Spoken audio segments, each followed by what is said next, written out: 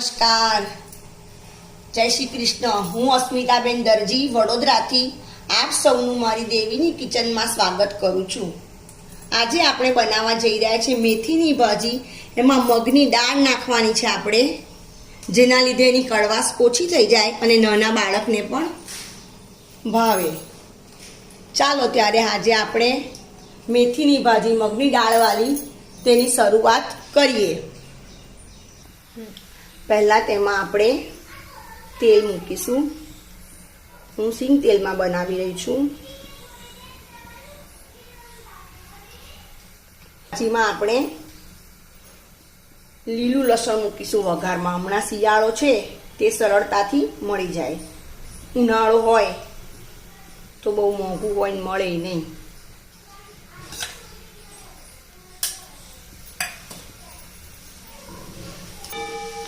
હવે આપણું લસણ તતડી ગયું છે સરસ। એમાં હું હવે આદુ મરચાં લસણની પેસ્ટ ઉમેરીશ। મેં આમાં 6 મરચાં લીલા લીધા છે। તમે જેવું તીખું ખાતા હોય એ પ્રમાણે તમારે લેવાની। એ ભાજી અહીંયા 750 લીધી છે।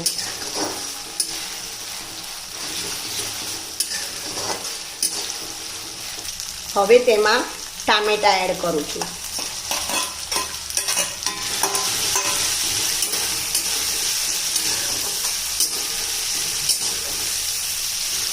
હું હળદરની જગ્યાએ હમણાં હું લીલી હળદર ભાજીમાં નાખું છું।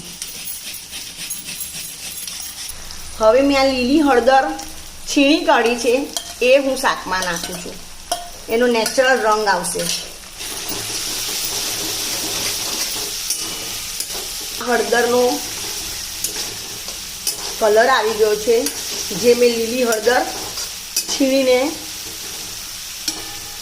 1 ઇંચ ટુકડો ભાજીમાં નાખી છે। આ લાલ મરચું સ્વાદ અનુસાર એડ કરીશું। તમે કેટલું તીખું ખાઓ છો એના પર આધાર। હવે તેમાં ધાણા જીરું, સ્વાદ અનુસાર મીઠું મેં અહીંયા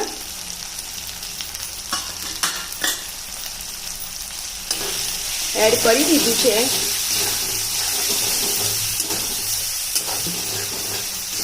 આપણો સરસ મસાલો શેકાઈ ગયો છે। મેં મીઠું અહીંયા પતંજલિનું સિંધવઉં લીધું છે, જે શરીર માટે બહુ ગુણકારી છે અને જેને બીપી હોય ને તેને તો સિંધવઉં મીઠાનો જ યુઝ કરવાનો।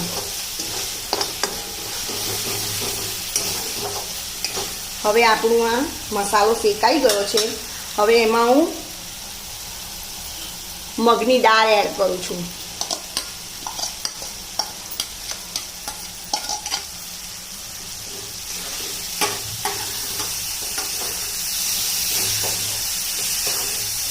આ સહેજ પાણી એડ કરવાનું કે આપણો મસાલો ચોટે નહીં।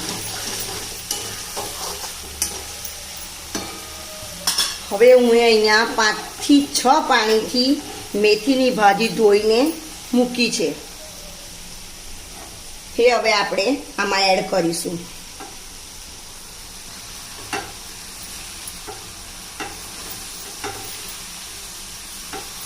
બધી ભાજી કઢાઈમાં એડ થઈ ગઈ છે।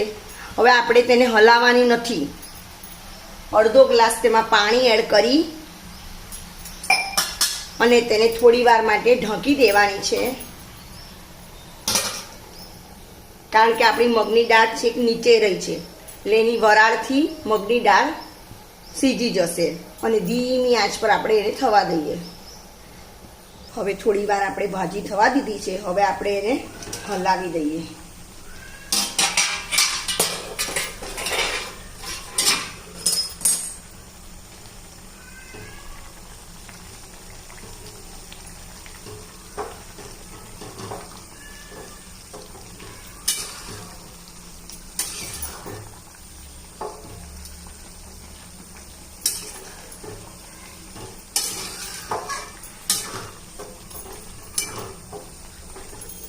હવે તેને થવા દઈએ।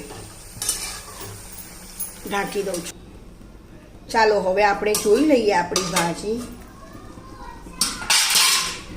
ભાજી તો થવા જ આવી છે, પણ હવે એમાં થોડુંક પાણી છે, તો હવે ભાજીને ખુલ્લી રાખવાની છે અને થોડું પાણી બળી જવા દેવાનું. ખુલ્લી રાખીને થોડી શેકાવા દઈશું એટલે તેની કડવાશ નીકળી જશે. હવે આપણી ભાજી બની ગઈ છે, બધું પાણી એમાંથી સોસવાઈને નીકળી ગયું છે. સરસ કોરી થઈ ગઈ છે ભાજી આપણી.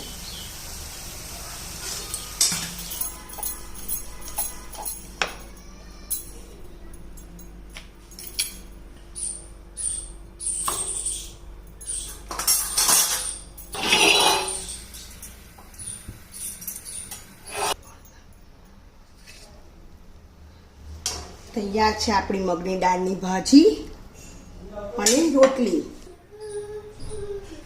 તો